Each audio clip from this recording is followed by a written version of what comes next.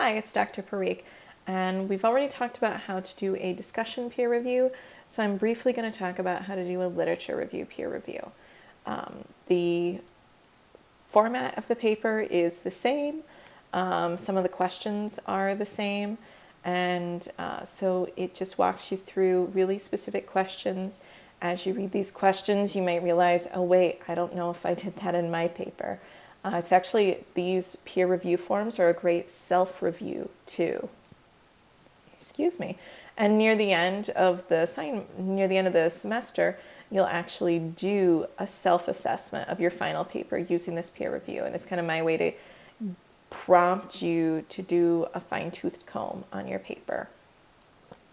And it takes you through, and there are places where you give suggestions.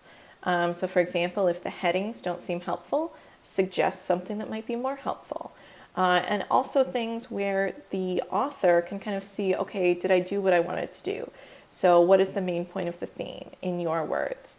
And if you're filling this out in a Word document, you can just delete these lines and type right there. The lines are there for people who want to print it out and fill it out by hand. It's really your preference. I don't care that much. As long as just make sure it's legible for the person who's reading it. Theme 1 and Theme 2 go pretty clearly or pretty similarly. One thing that I don't have here that could have been helpful is a question about how cohesive it feels. Here I'm really looking at kind of, did you count the beans correctly? Oh, and I forgot to include yes or no, so just type yes or no over here because the documents are already uploaded.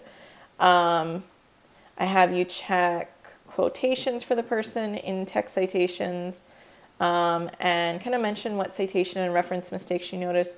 You should be getting a Word document, so again, you can just directly oh, see, it's just typing normally because I forgot to turn on track changes.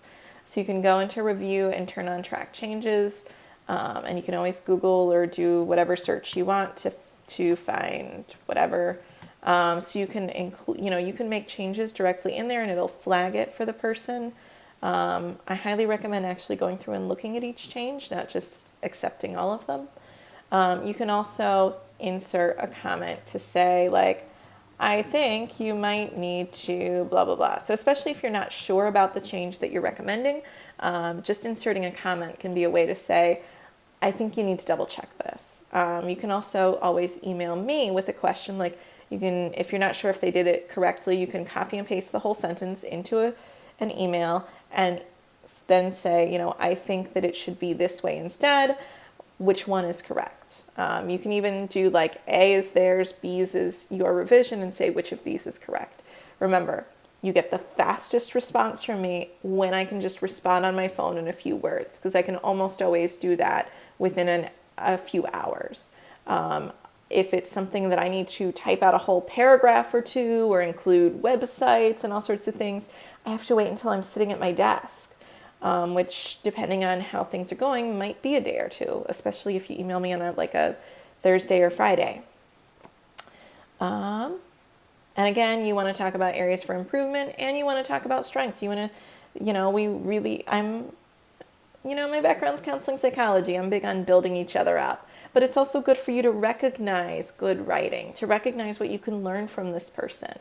And there's a reason I believe in emphasizing strengths, because I think that makes us just as strong as emphasizing weaknesses. And in many ways, it can actually make us stronger because we realize we make better use of our strengths when we know what they are. The total paper length isn't super critical. It used to be for other assignments and I didn't take it out of here. But most of the other the formatting and everything does apply other than that. If you have any questions about the form, you know how to reach me. Thanks. Bye.